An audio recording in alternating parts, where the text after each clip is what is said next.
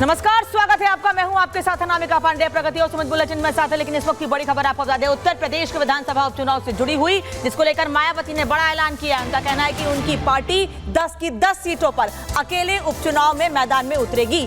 लोकसभा चुनाव में बहुजन समाज पार्टी का प्रदर्शन अच्छा नहीं रहा, बल्कि बिल्कुल अच्छा नहीं रहा, लेकिन पूरे आत्मविश्वास के साथ एक बार फिर मैदान में उतरने को तैयार है मायावती। 10 सीटों पर उम्मीदवार उतारेंगी। उनका कहना है, आज लखनऊ में पार्टी कार्यकर्ताओं के साथ बैठक की थी उन्होंने, और साफ कहा कि लगातार हमारे कैडर को मजबूती मिल रही है, लोग हमसे जुड़ रहे हैं। मायावती ने कहा कि जनाधार को मजबूत करने के लिए बहुजन समाज पार्टी आने वाले विधानसभा उपचुनाव में मजबूती से ताल ठोकेगी, मजबूती से मैदान में उतरेगी।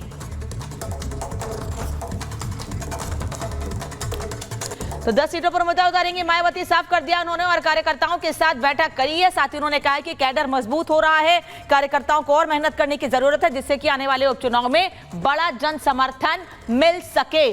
और मायावती ने कार्यकर्ताओं को मजबूती से मैदान में जाने की भी बात कही।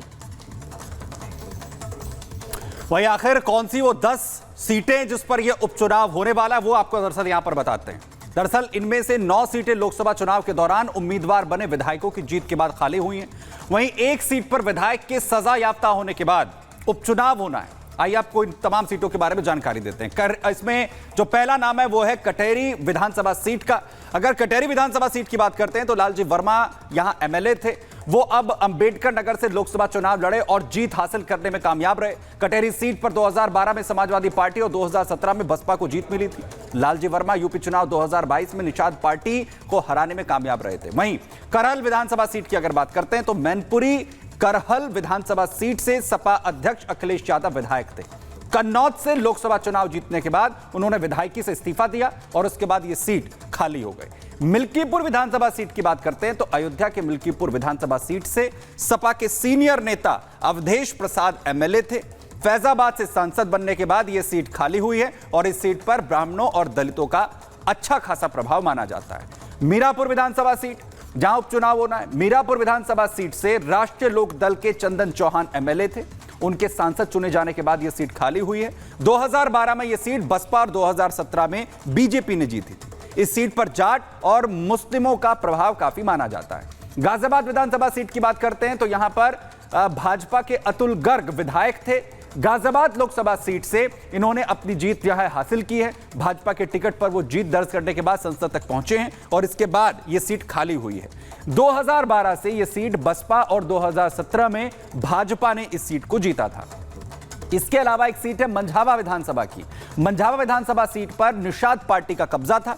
विनोद कुमार बिंद यहां से विधायक थे। विनोद कुमार बिंद के भदोई सीट से लोकसभा चुनाव जीतने के बाद यह सीट खाली हुई है और 2012 में यह सीट बसपा और 2017 में बीजेपी ने जीती थी।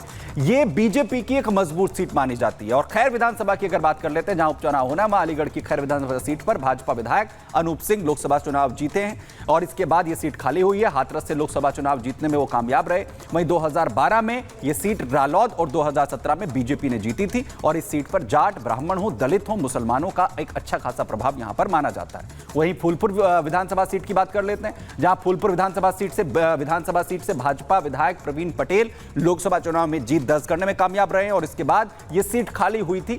2012 में यह सीट सपा और 2017 में बीजेपी ने इसे जीता था। इस सीट पर यादव और दलितों का अच्छा खासा प्रभाव है। और वहीं कुंदर की विधानसभा सीट की अगर बात करें तो जिया उर रहमान बर्क यहां विधायक थे।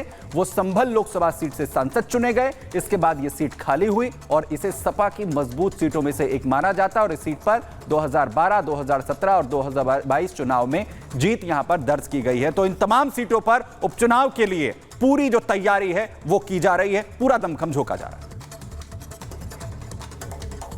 तो ये 10 सीटें हमने आपको बताई। अब आगे बढ़ते हुए आपको बताते हैं उत्तर प्रदेश की 3 प्रमुख पार्टियां कौन सी है, क्या उनकी रणनीति बन रही है, इस पूरे जीत को लेकर, उपचुनाव को लेकर किस तरीके से जीत की रणनीति बनाई जा रही है। सबसे पहले बात कर लेते हैं मुख्यमंत्री योगी आदित्यनाथ की, जिन्होंने अपनी स्पेशल 30 टीम का गठन कर दिया है। इसमें मंत्री विधायकों को जिम्मेदारी दी गई है। कहा गया है कि आपको हर एक सीट पर जाना है, हर एक बूथ पर जाना है, बेसिक बूथ लेवल से शुरुआत करनी है और करीब 3 नेता एनडीए नेताओं को भी जिम्मेदारी दी गई है जो बूथ पर जाएंगे, हर बूथ जाकर, लोगों के बीच जाकर बात करेंगे। अब दूसरा बड़ा नाम, प्रमुख नाम है अखिलेश यादव का, जो कि समाजवादी पार्टी के अध्यक्ष हैं। पीडीए की रणनीति में बदलाव किया जाएगा, ब्राह्मण को नेता प्रतिपक्ष बनाया जाएगा, अगड़े पिछड़ों को साथ नहीं देती नजर आएगी सपा, यह भी एक नई रणनीति बताई जा रही है। अब बात मायावती की कर लेते हैं। बसपा ने भी ऐलान कर दिया है कि उपचुनाव में वो खड़ी होगी। क्या कुछ रणनीति, नेताओं के साथ लगातार बैठक की जा रही है, हर विधानसभा सीटों की समीक्षा की जा रही है, खोए जनाधार को जोड़ने की कोशिश की जा रही है। एक बार फिर से कॉन्फिडेंस को देखते हुए मैदान में उतरने की तैयारी है। उपचुनाव के बहाने 2027 पर भी नजर है, ना सिर्फ इन 10 सीटों पर बल्कि 2027 पर भी अब नजर है। और विस्तार से जानकारी के बाद सीधे अजय का रुख कर लेते हैं। इस वक्त लखनऊ से हमारे साथ जुड़ रहे हैं अजय। जिन 10 विधानसभा सीटों पर उपचुनाव होने हैं उनमें से एक भी बीएसपी के पास नहीं है। लोकसभा चुनाव में क्या हाल रहा था ये सबने देखा था, लेकिन पूरे आत्मविश्वास के साथ 10 की 10 सीटों पर मायावती उम्मीदवार उतारेंगी, ऐलान कर दिया उन्होंने।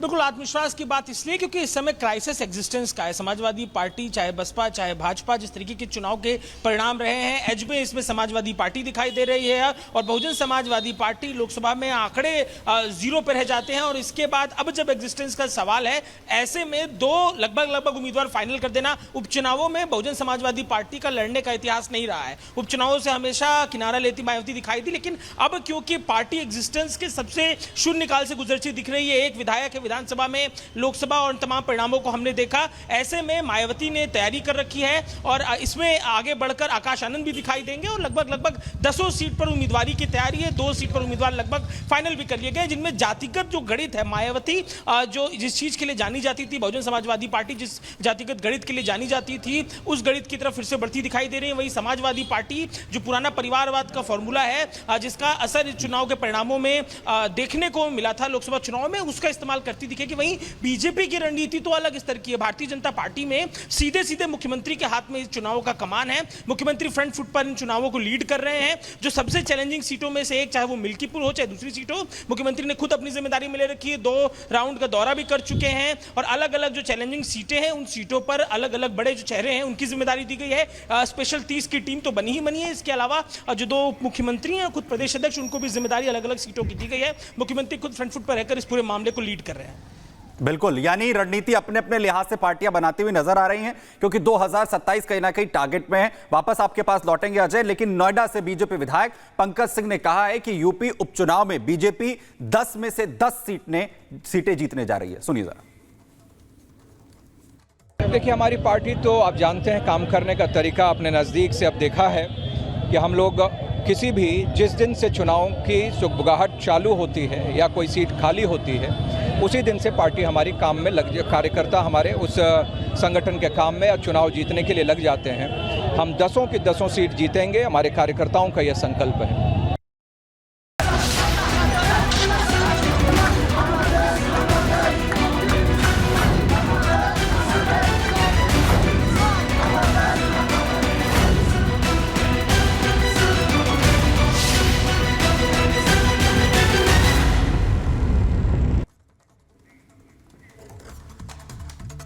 और अब बात बांग्लादेश में लगातार हिंदुओं पर हो रहे अत्याचार की करेंगे, क्योंकि अब जिन लोगों ने हिंदुओं पर अत्याचार किया उनके खिलाफ, उन जिहादियों के खिलाफ हिंदू सड़कों पर आ गए हैं और ये हिंदू बताने की कोशिश कर रहे हैं कि एकजुट होकर वो क्या संदेश देना चाहते हैं। उन पर जो लगातार हमले हो रहे हैं वो बर्दाश्त नहीं किए जाएंगे। हिंदुओं पर अत्याचार की ये तस्वीरें आपको हम दिखा देते हैं। दरअसल अभी तक जिस सेना पर जिम्मेदारी है, जो सेना लोगों की सुरक्षा करती है और जो दावे कर रही थी कि हालात सामान्य हो गए हैं, उसकी असलियत देख लीजिए। बांग्लादेशी सेना ने हिंदुओं पर अत्याचार किया है।